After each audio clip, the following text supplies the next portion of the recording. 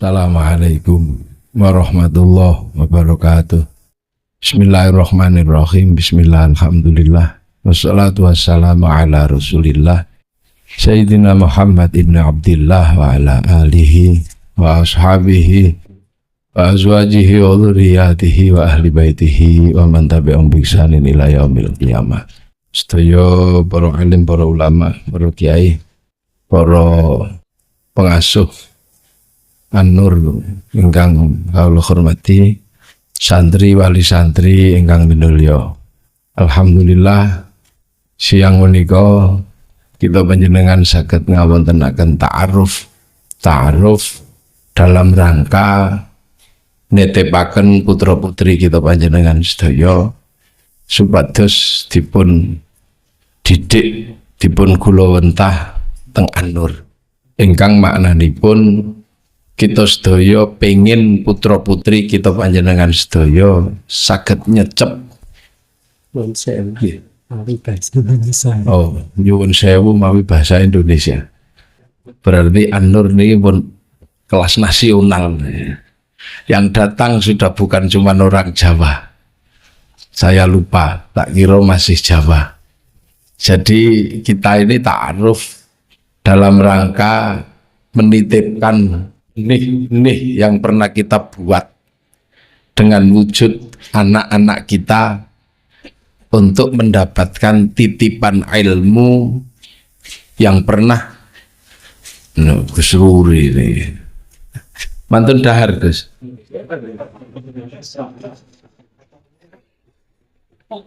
Yang ini tadi yang baju hijau ini kiai, tapi hati-hati sumuknya mandi ini.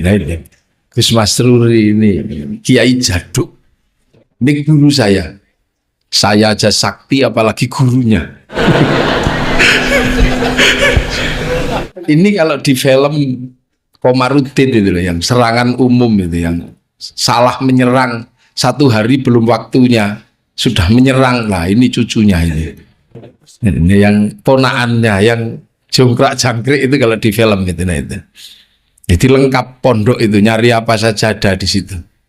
Jadi kita menitipkan anak untuk mendapatkan titipan ilmu yang pernah diberikan oleh Allah Subhanahu wa Ta'ala kepada Rasulullah. Maka orang yang kita pasrahi untuk mendidik anak kita ini disebut ulama, yang artinya adalah para pewaris ilmu dari Rasulullah Muhammad Sallallahu Alaihi Wasallam.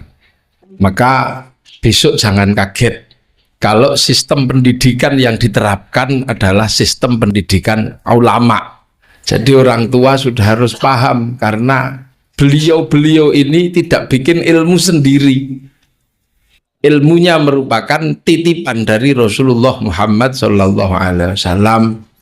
Jadi yang sampai di guru-gurunya, ilmunya Mbah Nawawi dapat dari ilmunya Mbah Munawwir di Krapyak. Jam'iyahnya ya jam'iyah Nahdlatul Ulama. Jadi jangan kaget di sini nanti kalau diajarkan ilmu-ilmu yang dari ulama. Ya itu tadi cuman meneruskan ilmu dari para ulama yang sampai dari Rasulullah Muhammad Sallallahu Alaihi Wasallam. Ya meneruskan ilmunya Kiai Hasyim Asy'ari. Kiai Hasyim meneruskan ilmunya Kiai Asy'ari. Kiai Asy'ari meneruskan ilmunya Kiai Khairan. Kiai Khairan meneruskan ilmunya Kiai Abdul Halim. Meneruskan ilmunya Kiai Abdul Wahid. Meneruskan ilmunya Kiai Sufyan. Meneruskan ilmunya Kiai Jabbar. Meneruskan ilmunya Kiai Abdul Rahman. Meneruskan ilmunya Mbah Pangeran Sambu. Meneruskan ilmunya Mbah Abdul Rahman, Mbah Benowo. Meneruskan ilmunya Mbah Cokrojoyo. Meneruskan ilmunya Kanjeng Sunan Kalijogo. Meneruskan ilmu dari Sunan Bonang. Meneruskan ilmu dari Sunan Ampel. Meneruskan ilmu dari siapa? Dari Mbah Ibrahim Asmorokondi. Meneruskan ilmu dari Mbah Jumatil Kubro Turkus itu. Meneruskan ilmu dari Sayyid Muhammad. Meneruskan ilmu dari Sayyid Ahmad. Meneruskan ilmu dari Sayyid Abdul Malik. meneruskan ilmu dari Sayyid Alawi Amil Faqih, meneruskan ilmu dari Sayyid Ahmad Sohib, meneruskan ilmu dari Sayyid Ali Khaliq Qasam, meneruskan ilmu dari Sayyid Alwi, dari Sayyid Muhammad, dari Sayyid Alwi, dari Sayyid Ahmad Al-Muhajir, dari Sayyid Aisyah An-Nakib, meneruskan ilmu dari Sayyid Ubaidillah, dari Sayyid Muhammad, dari Sayyid Ali Uraidi, dari Sayyid Musa Kadim, dari Sayyid Ja'far Shadiq, dari Sayyid Muhammad Baqir, dari Sayyid Zainal Abidin, dari Sayyidina Hasan Husain, dari Sayyidina Ali. Lah itu dari Rasulullah Muhammad Sallallahu Alaihi Wasallam. Jadi kita ini cuma meneruskan, maka kita ini orang sering menyebut ulama. Maka jangan kaget nanti kalau anak-anak penjenengan yang di sini dididik dengan cara pendidikan ulama. Nah, pendidikan ulama itu nanti agak berbeda dengan pendidikan yang umum. Karena pendidikan ulama itu harus sesuai dengan standar Al-Qur'an. Allah menyampaikan dalam Al-Qur'an, innama yakhsyallaha min ibadihil ulama. Jadi orang-orang yang takut kepada Allah inilah yang nanti akan disebut al-ulama. Karena ulama itu ada dua. Ada ulama yang nakiroh, ada ulama yang makrifat. Nah, ulama yang nakiroh itu biasanya tidak yakhsyallah, tidak takut sama Allah. Contoh, Cisnuk guru-gurunya itu hafal Quran, apal Sahih Bukhari Muslim, bahkan Fathul Mu'in itu apal. Pernah menyamar ke Indonesia dengan gelar Syekh Abdul Ghaffar, tapi dia tidak orang yang iman kepada Allah. Yang terakhir Enemeri Shimel ini bahkan menguasai 28 bahasa dunia. Itu apal Quran, apal Sahih Bukhari Muslim, bahkan apal Kutubus Sittah. Nah, itu orang Jerman, tapi tidak yakhsyallah. Maka Enemeri Shimel tidak pernah mendapatkan pangkat al-ulama. Sidney John waktu ke Lirboyo sowan ke Mbah Makhrus Ali melakukan penelitian. Mbah Makhrus ini ulama ini. Sidney John itu ulama. Karena Sidney John itu apal Quran, apal Sahih Bukhari Muslim, apal Fathul Mu'in, apal Alfiyah Ibnu Malik. Sungsang. Kurang apa? Tapi Bayai Makhrus mengatakan dia bukan al-ulama, dia hanya ulama karena tidak takut kepada Allah, karena bukan orang Islam. Nah, maka kurikulum al-ulama itu biasanya didahului dengan kurikulum yakhsyallah. Jadi mencetak manusia-manusia yang dari awal sudah dididik untuk takut kepada Allah. Nah, siapa yang dididik? Ya, anak murid ini agar mendapatkan ilmu dari Rasulullah lewat jalur ulama. Nah, untuk mencetak kader-kader yang yakhsyallah, ini kan macam-macam ini. Yang dititipkan penjenengan semua ini kan beda-beda jenisnya. Karena ini tanaman, ini kan tanduran ini. Nisa hukum harsul lakum, perempuanmu adalah sawah bagimu. Kemudian seorang suami menanam benihnya di sawah. Lah, tanaman ini berbeda-beda. Kalau tanaman itu modelnya Imam Syafi'i yang menanam Mbah Idris, nah itu berbeda. Waktu menanam aja cari bibitnya seperti itu Mbah Idris. Menemukan delima yang hanyut di sungai, itu aja takut jangan-jangan saripati delima yang dimakan hanyut di sungai yang syubhat ini menjadi bahan benihnya anak, sampai mencari halalnya. Nah, sekarang orang bikin anak ini kan bibitnya kadang sesuka hatinya. Ono sing manten anyar mau bikin anak nyolong pitik, itu juga ada. Nah, ini kalau jadi pantat, ibarat ini daging pitik curian ini jadi pantat, itu diajak ngaji juga susah. Mesti muser gitu dah. Dan maka ulama dulu sampai orang kalau sebelum menikah itu ada kitab dua yang selalu diajarkan. Itu kitab dua. Tapi yang lebih sering itu adalah kitab yang kita kenal dengan nama Qurratul Uyun. Ini kitab cara membuat anak. Misalnya kayak ngantuk itu nggak boleh bikin. Karena kalau ngantuk bikin itu anaknya bodoh. Itu diajar dapat habis kapur 1 kilo juga nggak nyantol. Nah ada yang bikinnya dengan penuh kemarahan. Cepet ayo. Itu anaknya biasanya agak keras. Minta apa-apa saiki, minta apa besok, udah sekarang muser-muser. Nah, berbagai jenis cetakan-cetakan ini harus dididik di sini. Maka ibaratnya panjenengan ini sedang menitipkan kelapa untuk dikeluarkan santannya. Nah, kelapa itu kalau mau dikeluarkan santannya itu harus diplatoi. Nah, ini harus dibuka kulitnya, penting itu dibuang batoknya, baru diparut, itu baru keluar santannya. Itu pun bisa dimakan kalau sudah masuk ke atas tungku.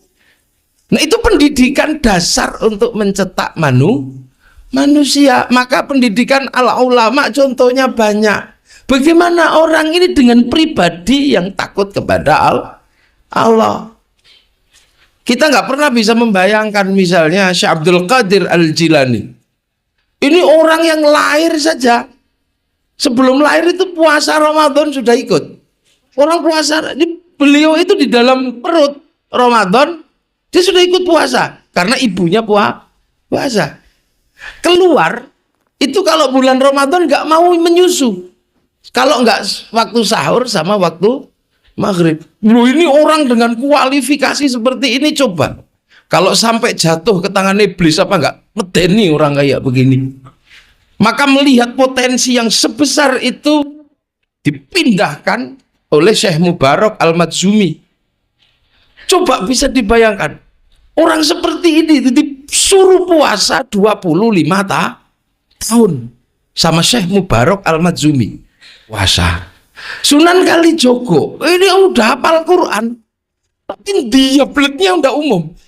Maka kemudian agar dia menjadi baik untuk mendapatkan ilmunya Sunan Bonang, ini dipaksa untuk puasa 3 tahun menunggui tongkat di tepi sungai. Padahal tongkat itu nggak ada yang nunggu juga nggak ada yang nyuri. Mbah Hasyim Asy'ari waktu mondok di Bakholil Bangkalan, itu ternyata nggak pernah ngaji, tugasnya cuma 3. Jadi kalau Bu Nyai itu mau mandi, itu tugasnya Mbah Hasyim nimba. Kalau Bu Nyai itu mau masak, tugasnya Mbah Hasyim Asy'ari ngambil kayu. Nah kalau Bu Nyai itu mau pergi, maka tugasnya Mbah Hasyim untuk mencucikan pakaian. Maka ketika Mbah Khalil mau ngaji, kok Mbah Hasyim itu datang, Mbah Hasyim Asy'ari datang, Sim, koyone Bu Nyaimu arep adus mau mandi, timbake. Ya dia nggak jadi ngaji, nimba lagi. Mau ngaji, Mbah Hasyim baru duduk, Mbah Khalil sudah bilang, Sim, itu Nyaimu mau masak, ya nggak jadi ngaji, pergi nyari kayu bakar. Terakhir Sim mau kok cincinnya Nyaimu masuk di got, tolong cari. Padahal ini mau ngaji nggak jadi. Nah setiap Mbah Hasyim itu selesai nimba mau ngaji, Mbah Khalil langsung wallahu a'lam bis shawab. Coba. Jadi ternyata itu lah. Ternyata apa? Ini pembentukan Kiai Hasyim Asy'ari. Nah yang ngasih ilmu siapa? Syekh Ahmad Khatib Al-Minangkabawi, termasuk juga Mbah Asy'ari. Jadi ini orang dicetak.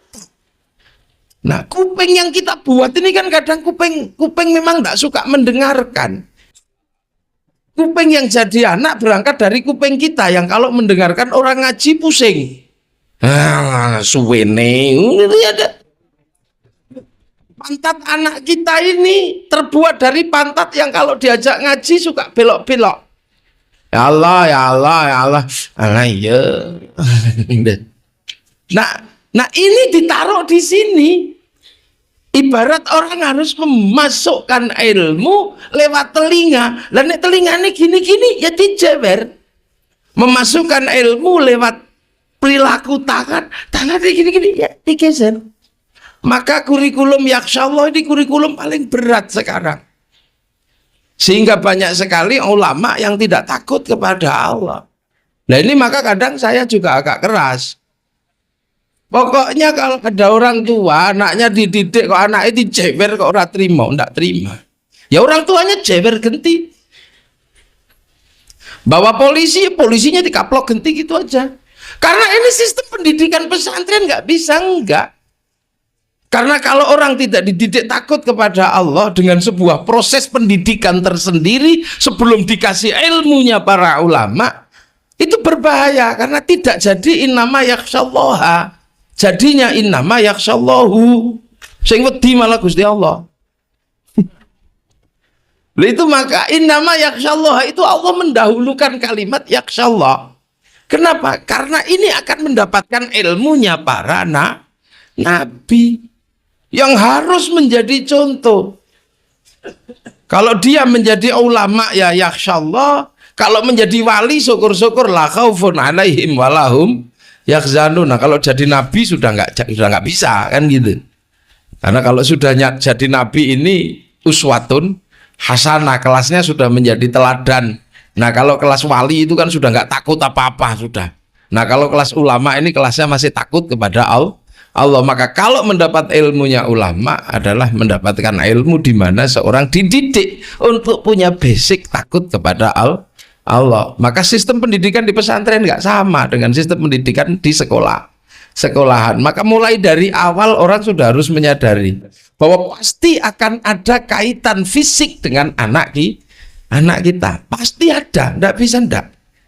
Ini kurikulumnya ulama, karena yang diajarkan di sini adalah ilmunya ulama. Contohnya banyak. Mbah Manap Lirboyo ini sebelum mendirikan Lirboyo, latihan riyadhahnya 56 tahun itu. Ngerawat, melatih diri untuk takut pada Allah. Ngerawatnya mangan uwi tahu. Uwi itu ubi, beda ya uwi sama ubi beda. Bahasa Indonesia yang angel loh. Uwi, ya uwi pokoknya uwi. Nah, karena uwi itu baunya harum, lama-lama uwi ini digondol genderuwo. Sehingga ketika Mbak Manap mau makan uwinya nggak ada. Ternyata dicuri sama genderuwo. Akhirnya Mbak Manap jengkel dikasih gadung. Begitu gadungnya mateng diambil sama genderuwo. Akhirnya jam 12 malam Pondok Lirboyo ambruk semua karena genderuwo ini mendem. Terus dikasih minum minyak jarak sama Mbah Manap, genderuwo ini sembuh. Setelah itu jadi santri Lirboyo, tugasnya nyenggot nimba dengan kayu yang panjang itu. Nah sekarang genderuwo ini istirahat di sawo depan masjid lawas itu. Genderuwo ini karena apa? Pensiun. Sebab Pondok Lirboyo sudah punya sanyung. Nah, ibaratnya kita juga ini sedang disuruh mencetak pisau yang tajam. Apa ada pisau yang tidak berangkat dari sistem penempaan? Nggak ada. Jadi itu dipeludui gini, kalau digeledak gitu tak. Ya jadi besi dipangan karat, ya nggak bisa. Lah terus cetakan ini kan sudah cetakan yang tidak limited edition. Kalau cetakannya kiai, anak-anak kiai itu limited edition, jadi tetap aja pisau. Hanya kadang belum kepake, maka kemudian nggak kelihatan. Tapi kalau sudah dipakai ya tajam. Wong produksinya niat bocor bismillah barang. Nah sekarang kan ada yang produksi takut-takut kan ada. Gegek tadi gitu. Nah begitu jadi ya dikasih nama Aldino. Alhamdulillah dia nongol. Begini. Saya heran sekarang gitu. Sesuatu yang sangat serius itu dianggap tabu. Sehingga kitab Qurratul Uyun itu menjadi kitab yang sekarang jarang diajarkan bagi para pengantin baru. Mantennya dulu mesti ngaji kitab Qurratul Uyun. Karena ini proses membuat generasi baru. Nah ini. Nah, menumbuhkan ilmu dari sesuatu yang paling dalam. Nggak bisa. Karena kita ini punya bungkus yang aneh-aneh. Nah, disitulah maka sistem pendidikan pesantren adalah sebuah sistem yang hari ini memang agak kesulitan ketika berhadapan dengan negara yang punya model hak asasi manusia. Guru jewer murid itu melanggar HAM. Padahal kalau nggak dijewer, apa sekarang bisa? Ya nggak bisa. Murid sekarang ini, Masya Allah.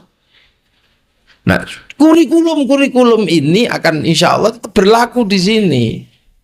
Jadi orang-orang akan dibentuk, dicetak menjadi pribadi-pribadi yang takut kepada Allah. Tangan biar takut pada Allah, ya ditampel. Mulut biar bisa menyebut Allah dengan benar, itu tapuk.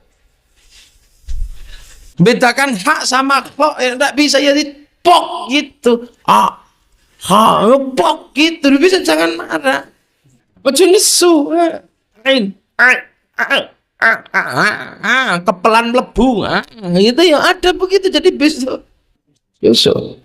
Santen ini akan keluar. Kalau tidak diperes gini, ya tidak keluar, tidak diplatok. Lah orang tua dulu itu masih tahu.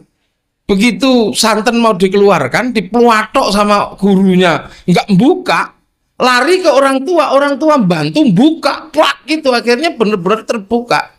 Mulai tambahi kalau orang tua dulu pok gitu. Nah sekarang enggak, kalau anak dipukul sama tempiling gurunya pulang, orang tuanya nutup kembali, yang tidak bisa dibuka sama gurunya tutup lagi, tambah bawa aparat keamanan. Ya jangan salah, akhirnya santernya tidak pernah keluar. Makanya wis ngeyel ya sesuk klopone kon balik nang glundung maneh apa mulih nah. Ini karena kurikulum harus didahului sama kurikulum yakhsyallah.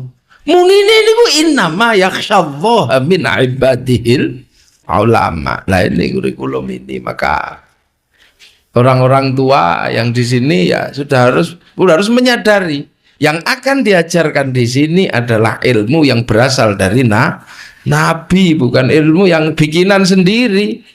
Maka tidak boleh. Itulah. Nah banyak sekarang kan orang bikin sendiri ini kan banyak. Nggak mau mengikuti jalurnya ulama kan banyak. Maka sekarang Islam menjadi banyak bermasalah di beberapa tempat ini karena bikin sendiri. Nggak mau ikut jalurnya ulama, langsung baca Quran sendiri. Begitu di situ tidak ada anjing halal, kemudian yo anjing halal. Di situ tidak ditemukan tikus haram, berarti tikus itu halal. Maka sekarang ya banyak ajaran-ajaran baru. Nah, yang jadinya ya Islam jadi kayak begini. Itu yang pertama. Nah, yang kedua, sistem pendidikan yang seperti itu ada di pesantren. Yang dulu orang menganggap bahwa pesantren itu adalah kuno, gudiken. Ya dulu kan sampai begitu. Bahkan orang selalu menganggap bahwa Islam kenapa berhenti dan jumud itu karena adanya pesantren. Syakib Arselan pernah bertanya, lima ta'akharal muslimun wa taqaddamal akhorun. Jawabannya ya karena ada pesantren. Tapi sekarang terbukti bahwa pesantren ini adalah sebuah sistem mencetak kader-kader yang memang siap pakai ketika dalam kehidupan sehari-hari. Nah kenapa kok bisa begitu? Karena pesantren itu sebuah sistem pendidikan yang hanya ada di Indonesia. Lah ini yang rada aneh. Sistem pendidikan pesantren itu tidak ditemukan di negara manapun. Ini khas Indonesia. Jenenge ora jenenge Islam kok. Loh, pesantren itu kan bukan nama Islam. Santri itu juga bukan bahasa Arab. Kata siapa santri bahasa Arab? Yang bahasa Arab kan tilmidun, muridun, itu bahasa Arab.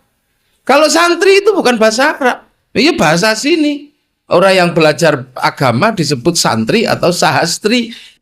Nah kalau orang yang belajar agama dalam bahasa Arab kan tilmidun, muridun. Maka yang ngajar juga bukan ustadz. Kalau di sini namanya kiai.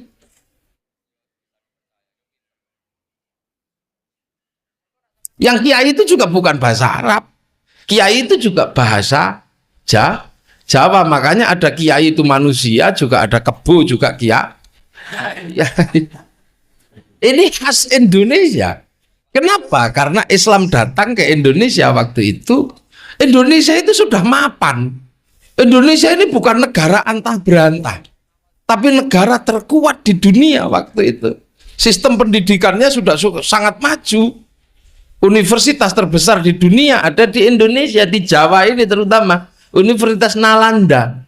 Yang di situ belajar kitab terbaik dua, namanya Negara Kertagama sama Suta Soma. Nah, ketika Islam datang ini kan juga bingung waktu itu. Coba Islam cerita tentang Tuhan, ada Tuhan di sini namanya Sang Hyang Widi. Islam cerita tentang surga, juga bingung orang sini. Orang sini itu kalau diceritain surga juga nggak percaya.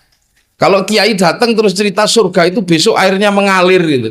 Nah, orang Jawa kan tanpa ke surga kan airnya juga sudah mengalir banyak. Maka pasti bukan itu yang diceritakan oleh para ulama ketika berbicara Islam. Cerita tentang surga, yang di dalam surga itu buahannya banyak, buah-buahan. Orang sini pasti nggak mau, di sini itu cipluan aja banyak. Artinya pasti bukan itu yang diceritakan oleh para ulama. Ulama cerita tentang Ka'bah awal pasti juga nggak berani cerita tentang Ka'bah. Kalau cerita tentang Ka'bah, orang sini sudah punya batu juga sama-sama batu. Tengah-tengahnya bolong, namanya stupa. Jadi Islam ini yang di sini nih yang luar biasa. Karena apa? Karena Islam ketemu dengan peradaban yang sangat tinggi. Islam yang datang ke Afrika itu mudah, wong Afrika itu wong bodoh kok. Islam datang ke Eropa mudah karena Eropa waktu itu zamannya orang bodoh.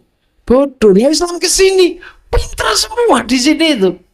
Contoh paling gampang, ngajak orang bodoh itu kan mudah. Kalau pilkada itu yang bodoh-bodoh sarimi sak kerdus saja kan beres. Tapi kalau ngajak yang pinter-pinter, nah itu 1 juta aja nggak mau. Saya diajak nyoblos di pilkada 1 miliar nggak mau. Saya kalau 2 miliar tetap nggak mau. Bang itu paling ya janji tok.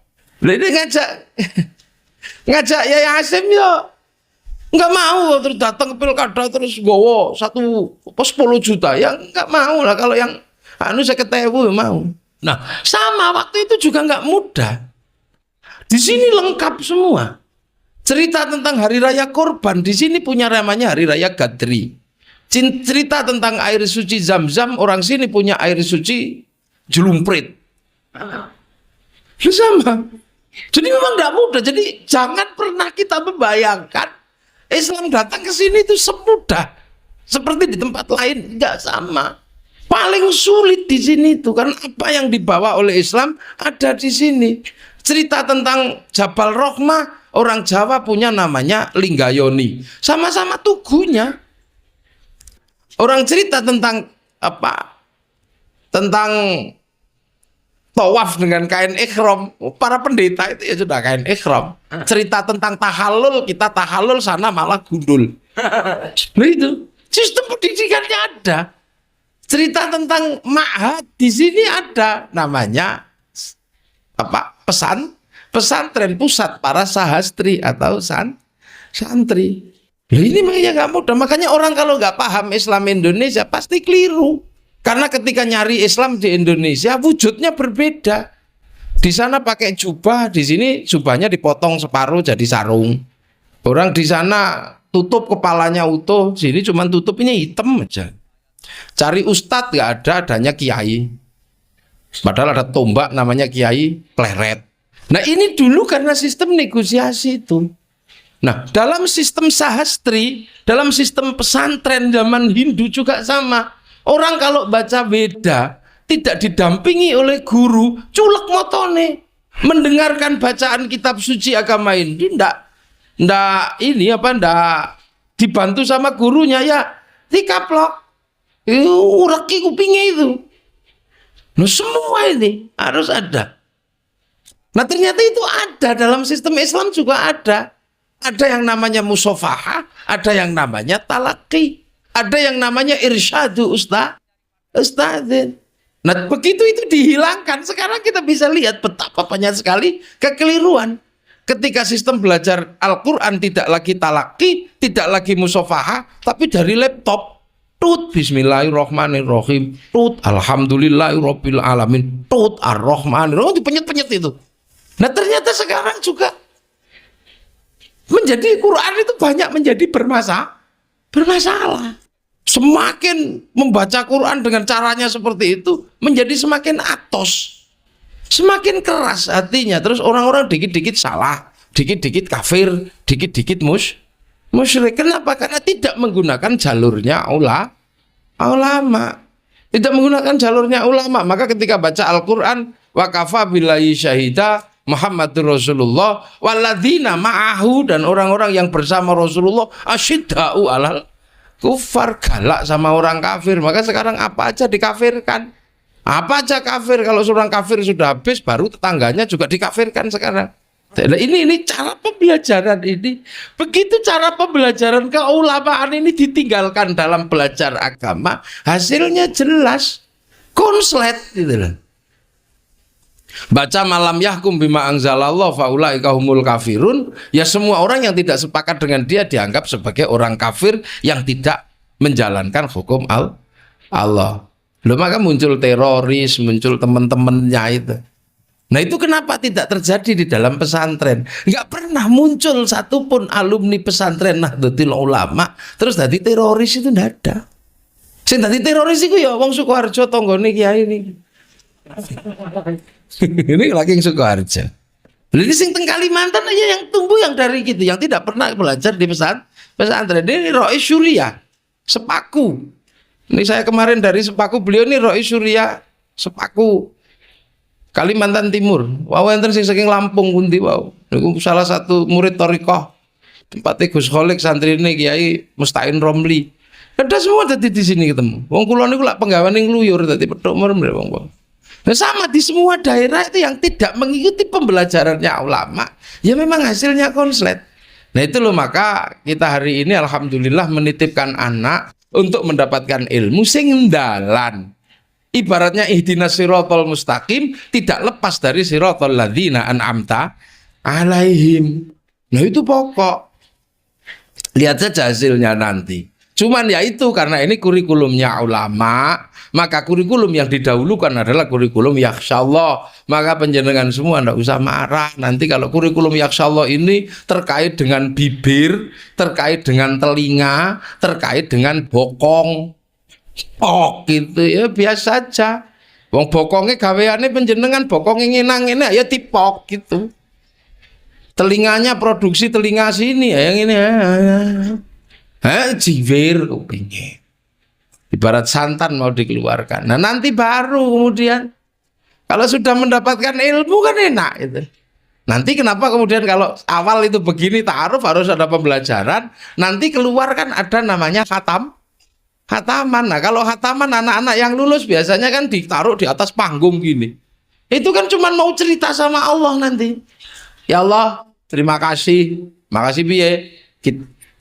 Saya masih manusia kan, cuman gitu aja nanti. Loh ya, Allah itu menurunkan ilmu itu tugasnya manusia yang bawa. Wa 'allama Adamal asma'a. Kalau yang punya tugas bawa vitamin C itu kan tugasnya jeruk. Yang tugasnya bawa santan itu tugasnya kelapa itu loh. Nah, yang tugasnya bawa ilmu itu manusia lah. Semuanya masih konsisten sekarang. Mau nyari kelapa ya masih ada santannya. Mau nyari vitamin C ya di jeruk masih ada. Bahkan tekek itu dari awal dibikin sampai sekarang ya bunyinya masih tekek. Saking istiqomahnya sampai tekek aja didengarkan jadi enak. Tekek kaya, tekek miskin, tekek kaya. Lah semuanya masih istiqomah ini. Lah maka nanti kalau akhir pasti akan ada khataman, terus nanti dinaikkan ke atas panggung. Hanya mau mengatakan pada Allah, ya Allah kami masih manusia. Kenapa? Karena masih membawa ilmu. Lah jangan sampai manusia itu nggak punya ilmu.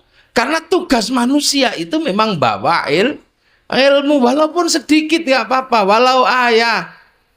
Memang karena kita ini memang cuma kebagian dikit-dikit. Kita ini kan bagiannya cuma dikit-dikit semua. Allah memberikan doa pada Rasulullah sebegitu banyak. Rasulullah menurunkan pada kita ya kita cuma kebagian 2. Rata-rata yang hafal ya Allahumma barik lana sama Allahumma ini a'udzubika minal khubusi wal khaba'is. Doa yang lain ya boh. Hadis sebegitu banyak, yang sering kita hafal juga cuman dua.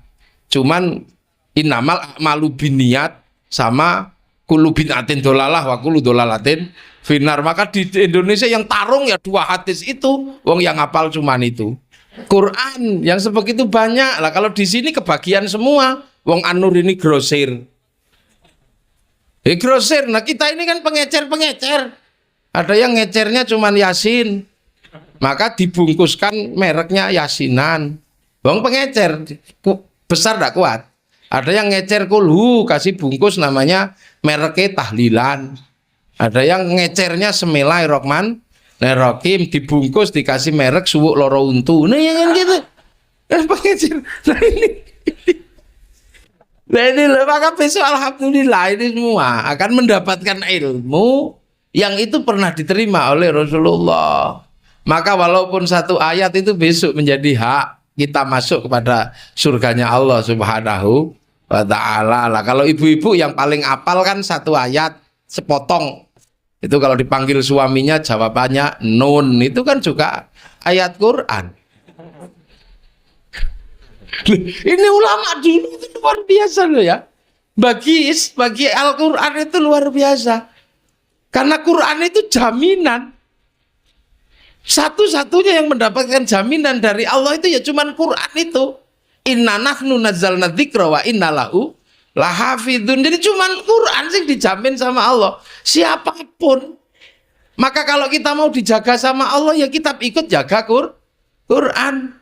Maka ulama dulu nggak pandang bulu, siapa aja dikasih Quran biar dijaga sama Allah. Orang putus cinta, istrinya minggat, kasih satu ayat. Kasih aja dulu para ulama. Kasih innahu min Sulaiman wa innahu bismillahirrahmanirrahim Allah ta'lu alayya wa'tuni muslimin. Iman tukang pukul itu aja dikasih seayat dulu biar dijaga sama Allah. Biar pukulannya keras, kasih idza batostum jabarin. Lo maling itu lo, sama ulama dulu dikasih seayat biar dijaga sama Allah. Biar nggak ditangkap polisi dikasih ayat waj'alna min baini aitim saddan wa min khalfim saddan fa aghshaynahum fahum la yubsirun. Akhirnya anak maling ya masuk pondok pesantren yang dicokok sama Allah kok. Pemburu yang tukang buru celeng kasih ayat sama Allah. Satu biasanya wama romaita id romaita walakinallaha roma. Itu tukang pijet sama badalhar waktu congol dikasih awalam yarol insanu anak kholak nabi minut fatin fa idza wa khosim mubin wa darbalana mathala wa nasiya khalqa qala may yakhlidha wa yarmim qul yalladzi ansha wal mar wa bil khalqin alim. Kayak ayat. Suami yang istrinya cerewet dikasih seayat sumum bukmun umyum faum la semua dikasih. Dulu ndak pandang bulu kok, karena Quran ini jaminan dari Allah. Siapa yang jaga Quran pasti dijaga sama Allah. Nah yang ibu-ibu biasanya dikasih nun itu kan juga ayat Quran. Lah itu, maka rumah biar dijaga sama Allah, kasih tulisan Al-Quran. Keris biar dijaga sama Allah, dikasih tulisan Bismillahirrahmanirrahim. Anak kok nangis rewet biar gak diganggu iblis, tulisi Quran dadikan raja. Lah itu orang kalau nggak ngerti kan dipikir itu apa itu? Bid musyrik bid enggak, wong jaminane ono kok. Inna nahnu nazzalna dzikra wa inna lahu lahafizun. Ari-ari biar dijaga sama Allah, kasih tulisan ayat kursi, dikasih jarum biar enggak dimakan anjing. Iya. Ulama dulu luar biasa. Kuatnya cuman ya hayu ya qayyum ya dikasih, walaupun keliru ya kayuku ya kasih semua. Enggak ada kayak ulama sekarang terus kafah lu wong saiki malah dokon slet wong kuwate wong kelas pengecer kok. Lho maka sekarang dulu itu ulama itu memang cara nanemnya kayak pengecer kecil-kecil. Salat kasih sembahyang kecil-kecil. Lah kalau sekarang ini gayanya kayak grosir. Kayak grosir semua, kafah, jenggotnya dipakai, apa-apanya dipakai. Enggak taunya nyolong sapi. Nah ini yang ulama dulu, maka pesantren ini menjadi sesuatu yang khas Indonesia karena sistem negosiasi kebudayaan, sistem negosiasi budaya, ya wujudnya ya pesantren ini.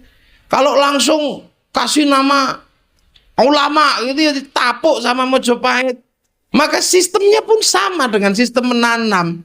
Matalum fit Taurat wa matalum fil Injil kazar'in, kayak tanduran. Akhraja syat'ahu fa'azarahu fastaghlada fastawa ala suqi ya'jibu zurra'a liyaghidha bihimul kuffar. Nanem aja. Nanem padi, tanam bawah tanah. Nah, ini kalau tanam di atas tanah dibabat. Nah, ini sekarang jadi. Nah, maka seluruh dunia sekarang melirik ke sini. Ya Islam di sini. Haji langsung ditanam, suruh haji ya nggak bisa. Kasih temen namanya haji palsu. Wong jauh. Haji palsu di alun-alun Bantul situ. Ka'bahnya palsu dari kerdus. Ini itu namanya manasik haji. Sholat ya ditemani pujian. Ini macam-macam. Nah, kayak begitu. Ini khas pesantren. Kenapa? Karena itu caranya ulama Indonesia menerima Islam. Lah kalau kemudian di model yang sekarang ya mesti kacau itu nanti. Mesti konslet. Nah, yang kayak begini maka tetap saja sama para ulama, yo wis. Mbok ono sing ngarani ini sistem pendidikan kuno itu apa? Karena hanya inilah cara yang terbaik menanam Islam di Indonesia sehingga nanti anak-anak kita dapat bagian walaupun sedikit dari apa yang pernah diterima oleh Rasulullah Muhammad sallallahu alaihi wasallam. Nah, semoga hati kita semua terbuka. Esok nono anak ayo dijewer kula niki termasuk produk kekerasan dalam pendidikan. Kula niki wis rasa wong adoh, wong liya. Kula niki kali bapak kula niku, lambe kula, kuping kula kok produksi Cina wis copot. Niki ditapuk. Nek maghrib niku wong tua kula kabeh kaya demit. Nek waktune sekolah kerasnya luar biasa. Sembayang kok ora ketok digoleki junjung ndase diuncalno blung gitu. Nah begitu sampai saya itu waktu kecil pernah berpikir aku keliru milih wong tua itu. Orang tua yang lain itu enak sekali, anaknya layangan boleh, waktunya ngaji golek jangkrik. Oh saya tidak boleh, kalau waktunya ngaji didek tenan. Sampai bener-bener aku keliru milih wong tua. Wong tua apa ya? Tapi begitu saya besar saya baru kerasa guru-guruku wong tuku, ya Allah mereka lah orang terbaik yang membuat saya jadi seperti ini. Nah nek kula niku ora dikerasi apa ya ora medeni. Lho kula niku wonge pantesan. Ngaji pantes wong kiai. Tapi copot kupluk sarung coplot ning perapatan 1000 itu ya pantes. Lho Gus Ruri itu pantesan saya kalau di perapatan. Gus Ruri ini nggak bisa terus. Oh gitu tetap kecil. Tapi hati-hati kalau mobil diangkat baru ketahuan. Nah kalau saya kan belum kelihatan sektinya kan sudah sangar udah takut. Pulang ngaji lepas kupluk, pakai celana pendek, pakai kaos, masuk salon kan pantes kalau kayak saya. Makanya saya kemana-mana pakai sarung. Akhirnya mosok sarung kok mlebu salonan ya ora pantes. Maka salonnya mesti lari dikira operasi FPI, itu malah repot.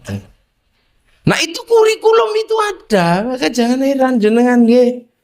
Nggak usah heran, pukul, digewepuk, dijewer. Sultan Muhammad El-Fatih ini pendidikan kecilnya dikaploki. Tempiling begini. Makanya dalam pendidikan keulamaan guru ngaplok murid di dalam murid itu mati itu ora apa-apa, ora masuk pengadilan, itu boleh. Karena tidak ada seorang guru menginginkan kecelakaan pada muridnya. Semua pengen muridnya itu lebih hebat dari gurunya. Anak-anak yang ikut saya yang sudah agak gede mesti tak kokon poso paling enggak 3 tahun.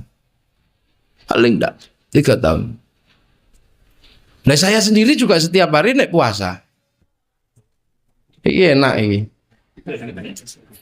Tapi wong ki poso ya ndak tak makan. Dia yang kayak gini. Itu sistem pendidikan keulamaan. Mbah Kiai Wahid Hasyim ini ceritanya Mbah Khalil itu. Mbah Kiai Wahid Hasyim itu punya Nafiqah dibilang, nanti kalau anakmu itu lahir bawa sini. Umur 6 hari Kiai Wahid Hasyim itu dibawa ke Mbah Khalil Bangkalan. Itu tidak boleh masuk rumah coba. Udan terus tidak boleh masuk rumah. Kira-kira saya kira diarani Kiai Edan itu. Bunyai Nafiqah itu gendong Kiai Wahid Hasyim dalam usia 6 hari bayi tili tidak boleh masuk rumah.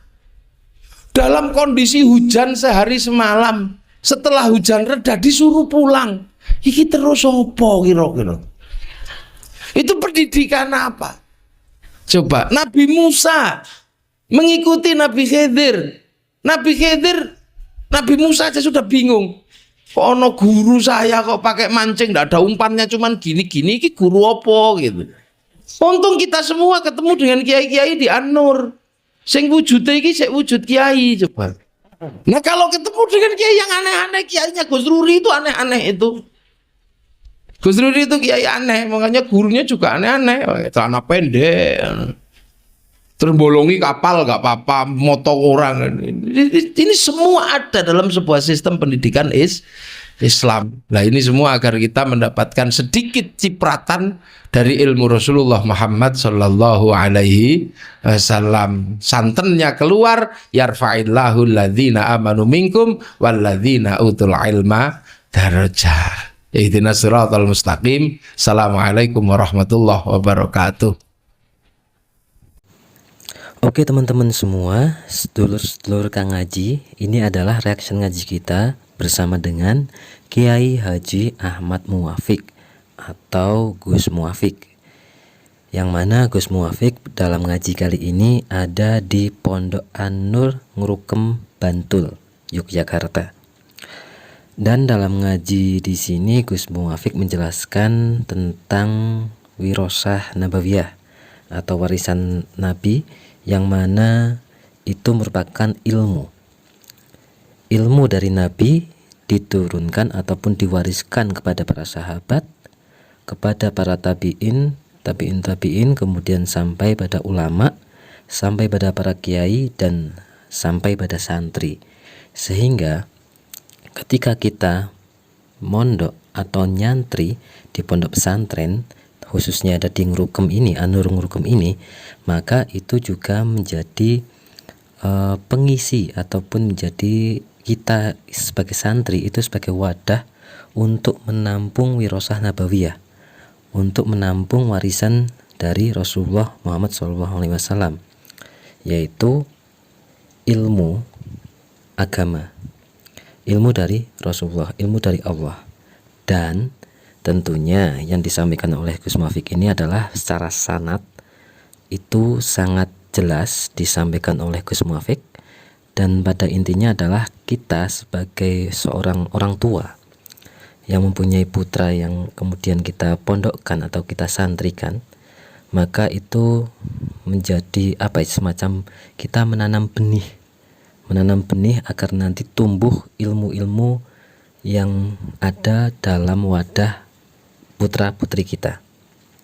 Dan itu salah satu cara untuk menyambung sanad keilmuan sampai pada Rasulullah, yaitu ke pesantren, yang mana di pesantren itu diajari ataupun diajarkan dengan metode ala kiai, ala pesantren ya tentunya. Dan itu sangat berkaitan erat dengan Islam Jawa, khususnya karena memang ataupun Islam Nusantara ya, ilmu kejawen Islam Nusantara, yang mana memang kita sebagai di kalangan pesantren itu juga termasuk Islam yang Ahlussunnah wal Jamaah, dan ditambahi dengan An-Nahdhiyah karena kita adalah Nahdlatul Ulama. Jadi ketika nyantri maka akan dididik secara metode pengajaran Nahdlatul Ulama, yang mana tadi disebutkan secara nasab, secara sanad itu jelas sampai pada Rasulullah SAW, yang mana itu juga termasuk salah satu keunggulan kita menjaga sanad keilmuan. Karena nantinya ketika kita hanya berguru pada Al-Quran dan hadis saja tanpa ada guru, maka gurunya adalah setan. Dan itu teman-teman yang dijelaskan oleh Gus Muwafiq secara sanad, kemudian secara cerita-cerita juga disampaikan bahwa ya pokoknya Islam yang ada di Nusantara ini, yang ada di Indonesia ini adalah Islam yang rahmatan lil alamin, yang secara sanad sudah jelas dan diakulturasikan ataupun disesuaikan dengan ajaran-ajaran yang sudah ada di Jawa. Karena memang jadi juga disebutkan untuk masuk ke Jawa, untuk masuk ke Indonesia, masuk ke Nusantara itu sangat sulit Islam itu. Karena apa? Karena orang-orang sini, orang-orang Nusantara, orang-orang Jawa itu sudah pinter-pinter, Tapi kemudian dengan cara atau metode yang akulturasi tadi, maka mudahlah masuk Islam yang ada di Nusantara, sehingga Islam di Nusantara atau di ya Nahdlatul Ulama ini agak berbeda dengan Islam yang lain, dalam artian Islam yang tidak saklek, Islam yang rahmatan lil alamin, dan Islam yang mampu untuk mengakomodir budaya yang sudah ada, tetapi kemudian disyariatkan menjadi ataupun diberikan bukan hanya nuansa, tetapi ketauhidannya itu dialihkan kepada Islam dengan cara Islam, ya, dengan cara mereka, tetapi intinya adalah ke Islam atau kepada ketauhidan kepada Allah Subhanahu wa taala. Dan ini merupakan suatu metode yang sangat cerdas tentunya, karena memang akan sangat sulit ketika kita bersikap keras, berdakwah secara keras, hanya Quran dan hadis saja, ya maka kayak tadi tidak ada sanad yang jelas, sehingga nantinya ketika tidak ada sanad yang jelas, artinya adalah kita tidak mempunyai guru yang pasti. Ketika kita tidak punya guru belajar Islam, maka itu gurunya kita adalah setan. Nah, maka dari itu insya Allah apa yang sudah disampaikan oleh Gus Muwafiq ini menjadi suatu bekal pada para santri dan tentunya secara umum kepada kita semua, sehingga kita semakin yakin, semakin mantap, dan juga kita juga bisa memantapkan diri, dan kita tidak keblinger ketauhidannya, nggih. Walaupun Islamnya itu diakulturasikan dengan budaya di Indonesia, tetapi kita juga ketauhidannya itu tidak akan luntur, ketauhidannya itu tidak akan kalah dengan ketauhidnya orang-orang Arab, bahkan itu tentunya bisa lebih ketauhid lagi daripada orang-orang yang ada di sana. Nggih, teman-teman Kang Ngaji semua, itu yang bisa kita sampaikan. Tentunya yang disampaikan oleh Gus Muwafiq itu sangat lebih detail, sangat lebih jelas. Tadi sudah kita simak bareng-bareng. Kita hanya sekilas mengulas kembali ataupun menyampaikan pendapat kita, karena kita adalah reaction ngaji, ya berarti kita memberikan pendapat, tetapi bukan berarti menggurui ataupun bukan berarti mengkritisi apa yang disampaikan oleh guru-guru kita, tetapi ya hanya menyampaikan kembali. Oke, teman-teman, semoga itu menjadi ilmu yang manfaat dunia akhirat untuk kita semua, menjadi amal ibadah Gus Muwafiq yang berkah lan berkahi pada diri kita, dan semoga kita bisa istiqomah ngaji bersama para guru-guru Nahdlatul Ulama lainnya. Oke, teman-teman, terima kasih, mohon maaf banyak kesalahan. Wassalamualaikum warahmatullahi wabarakatuh.